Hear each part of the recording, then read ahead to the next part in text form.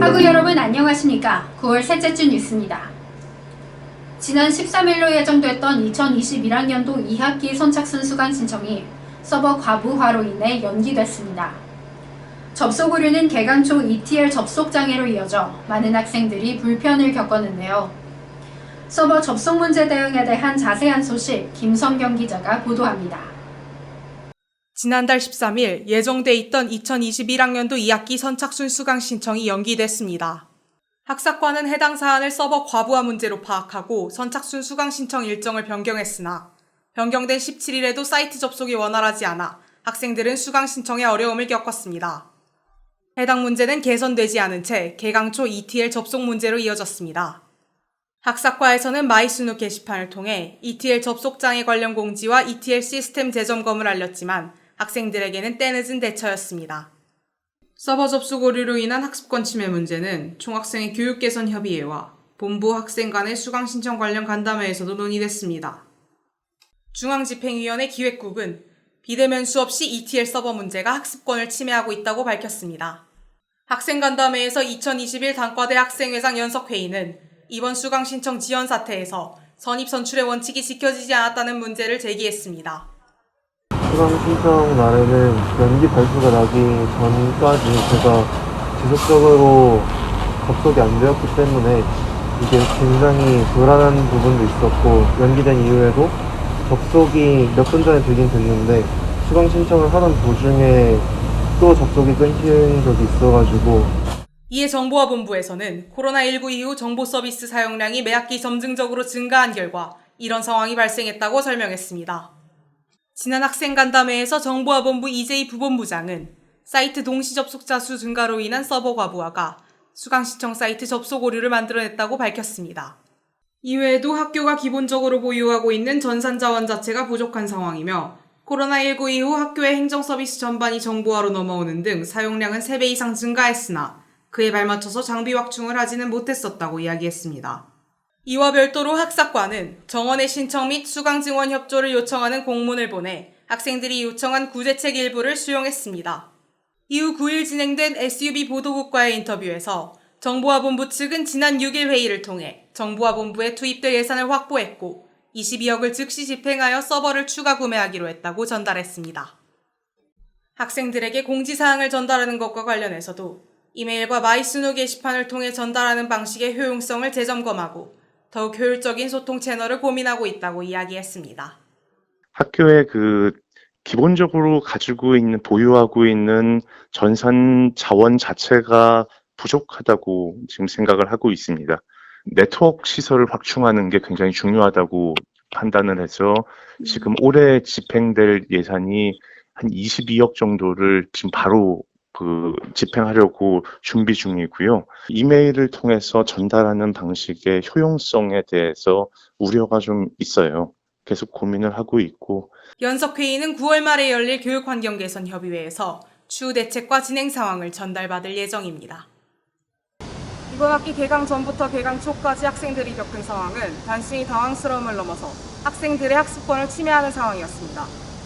예산을 활용해 서버 규모를 확충하기로 결정한 지금 본부는 학생들과의 소통에 더 힘쓰고 보다 적극적으로 교육 환경을 개선해 나갈 수 있기를 기대해 봅니다. SUB 뉴스 김성경입니다. 학내에서 부분적으로 시행하던 코로나19 분자 진단 검사가 전 구성원을 대상으로 확대됩니다. 자세한 운영 방안 및 신청 절차, 더불어 이번 2학기 수업 운영을 위한 방역 조치까지 배정현 기자가 알아봤습니다.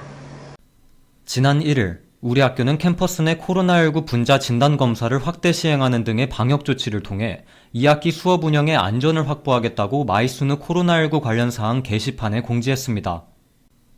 지난 4월부터 도입해 캠퍼스 내에서 시행해온 진단검사는 국내 대학 중 우리 학교가 최초로 도입한 신속 PCR 검사로 검체 채취부터 진단까지 현장에서 처리해 비교적 빠르게 검사 결과를 확인할 수 있으며 높은 정확성까지 갖춘 검사였습니다.